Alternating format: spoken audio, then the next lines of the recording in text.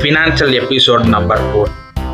இந்த எபிசோடில் ஒரு பொலிட்டீஷியன்ஸாக இருந்தால் எப்படி பீப்புளை இன்ஃப்ளூயன்ஸ் பண்ணி ஒரு டேக்ஸஸ் ரேட்டை வந்து இன்க்ரீஸ் பண்ணுறாங்க. ஆனால் பீப்புள் வந்து புகழ்கிறாங்க அந்த பொலிட்டீஷியன்ஸை. அண்ட் இந்த ரியல் டைம் நடந்த விஷயம் இட்டாலியில் நடந்துச்சு.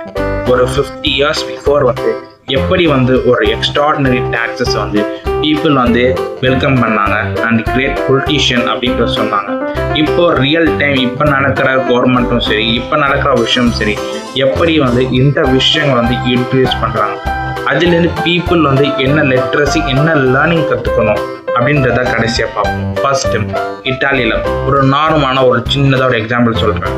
ஒரு பொலிட்டீஷியன்ஸ் வந்து ஒரு அந்த நாட்டோட பிரசிடென்ட்டோ பிரைம் மினிஸ்டரோ அவர் டிசைட் பண்ணுறாரு, இந்த மாதிரி வந்து 12%லேருந்து 18% வந்து டேக்ஸை இன்க்ரீஸ் பண்ணணும் அப்படின்ற மாதிரி.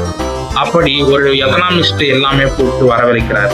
அப்படி வந்து சொல்கிறாரு என்ன மாதிரி பாதிப்பெல்லாம் ஏற்படும். 12%லேருந்து 18% இன்க்ரீஸ் பண்ணும் பொழுது நிறைய பீப்புள் கொந்தளிப்பாங்க. இந்த கொந்தளிக்கும் போது ஆட்சி பாதிப்பு ஏற்படும் அப்படின்ற மாதிரி நிறைய சொல்கிறாரு. இதுவே எப்படி வந்து ஒரு சைக்காலஜிக்கல் யூஸ் பண்ணி ஒரு பீப்புளை வந்து கன்வின்ஸ் பண்ணுறது வைக்கிறது அண்ட் இதை பாசிட்டிவாக மாற்றுறது எப்படி. அண்ட் கன்வின்ஸ் பண்ணுறது ஈஸி கிடையாது, but at the same time வந்து ரொம்பவே ப்ராப்ளமாக இருக்கும். And at the same time வந்து என்ன மாதிரி ஆஸ்பெக்ட்லாம் ஃபாலோ பண்ணணும் அப்படின்ற மாதிரி கேட்குறாரு. அண்ட் பீப்புள் வந்து கம்ப்ளீட்டாக அக்செப்ட் பண்ண மாட்டாங்கன்றது எக்கனாமிக்ஸ் சொல்கிறாரு. அண்ட் இது தாண்டி ஒரு விஷயங்கள் இருக்குது. எக்கனாமிக்ஸ் ப்ளஸ் சைக்காலஜிக்கல் படித்தவங்கலாம் சொல்கிறாங்க, நீங்கள் வந்து இந்த மாதிரி ஆஸ்பெக்டில் ஃபாலோ பண்ணுங்கள்.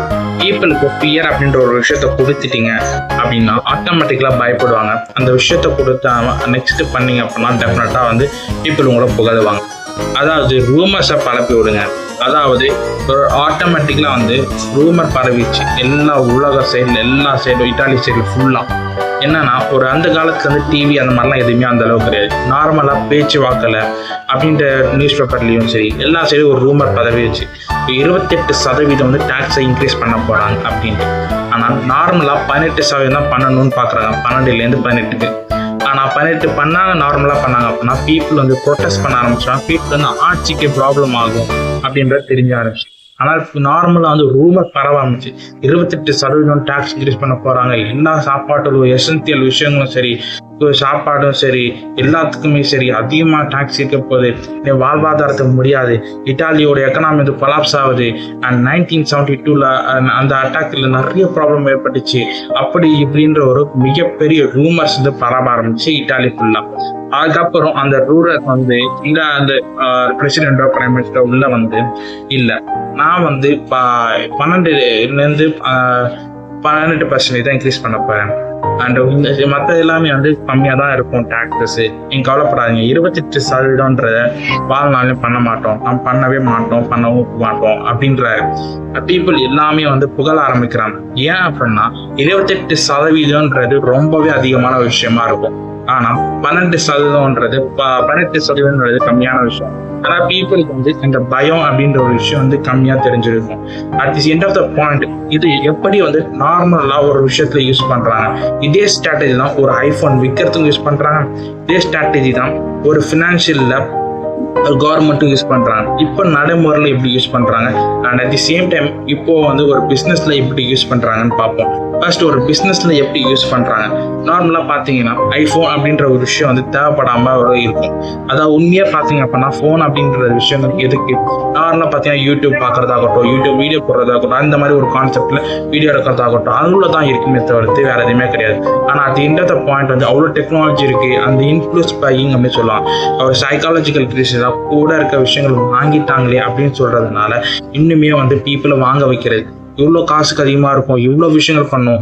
ஒருத்தர் ஸ்டீவ் ஜாப்ஸ் வந்து ஒரு விஷயங்கள் பண்ணியிருப்பாரு. ஒரு $800 மேலே வந்து ஒரு காமிச்சிருப்பாரு. அண்ட் அப்படி இல்லை அதுக்கும் கம்மியாக உள்ளது, இதுக்கும் கம்மியாக உள்ளதுன்ற மாதிரி காமிச்சு ஒரு $500 $600 வந்து கிட்ட வந்து காமிச்சிருப்பாரு. இவ்வளோ தான் ப்ரைஸ் அப்படின்ட்டு. ஆனால் உண்மையாக சொல்ல போனால் மார்க்கெட் ப்ரைஸை கம்பேர் பண்ணல அது ரொம்பவே எக்ஸ்பென்சிவான ப்ரைஸ் தான் இருக்கும். ஆனால் முதல்ல பீப்புள் கிட்ட ஒரு $1000 அப்படின்னு காமிச்சனால ஐயோ $1000 வாங்க முடியாது, பரவாயில்ல கம்மி பண்ணுறாங்க, டிஸ்கவுண்ட் கொடுக்குறாங்க, பரவாயில்லையே அப்படின்னு நினைப்போம். நார்மலாக இங்கே ரோட்டு கடையில் இங்கே பார்த்தீங்க ஒரு ஒரு டிஷர்ட்டாக இருக்கட்டும் 999 ஒன்லி அப்படின்னு போட்டிருப்பான். ஐயோ ரேட் அதிகமாக இருக்கு, பக்கத்தில் பார்ப்போம் 50% டிஸ்கவுண்ட் பரவாயில்லையே ஒரு 500 கிடைக்குது அப்படின்னு நினைப்போம். ஆனால் 500 கிடைக்குது. அது ஒரிஜினல் ரேட் ஆஃப் செல்லிங் பார்த்தீங்க அப்படின்னா 100 கூட இருக்காது. காஸ்ட் ஆஃப் ப்ரொடக்ஷன் அவர் ப்ராஃபிட் பார்த்தீங்கன்னா 400 இருக்கும்.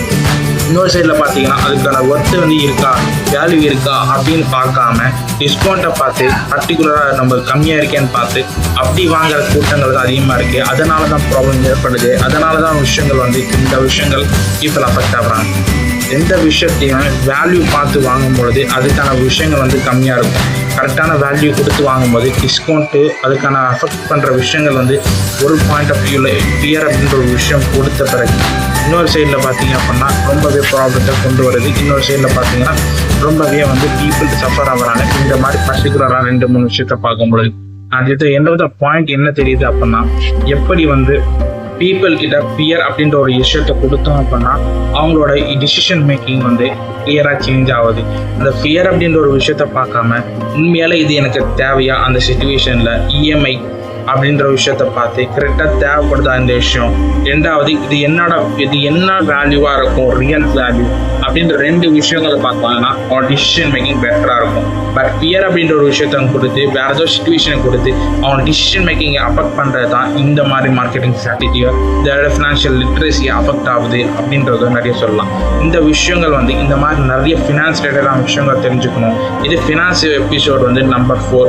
இந்த விஷயத்த நிறைய விஷயங்கள் சொல்லியிருக்கேன். இந்த மாதிரி ஒவ்வொரு ஃபினான்ஸ் எபிசோட்லையுமே இந்த எபிசோடில் உங்களுக்கு இந்த விஷயங்கள் பிடிச்சிருந்தா, உங்களுக்கு இந்த விஷயம் நாலேஜ் கெயின் பண்ணிட்டீங்க அப்படின்னா மறக்காமல் கமெண்ட் செக்ஷனில் சொல்லுங்கள். And at the same time இன்னொரு விஷயம் அப்படின்னா நிறைய ஃபினான்ஷியல் எபிசோடில் நான் சொல்ல போகிறேன். நிறைய ஃபினான்ஷியல் லிட்ரஸி மக்களுக்கு ஒரு ஃபினான்ஸை பற்றி நாலேஜ் ஏற்படணும் அப்படின்ற ஒரு விஷயத்தினால. அண்ட் தேங்க்யூ ஃபார் வாட்சிங்.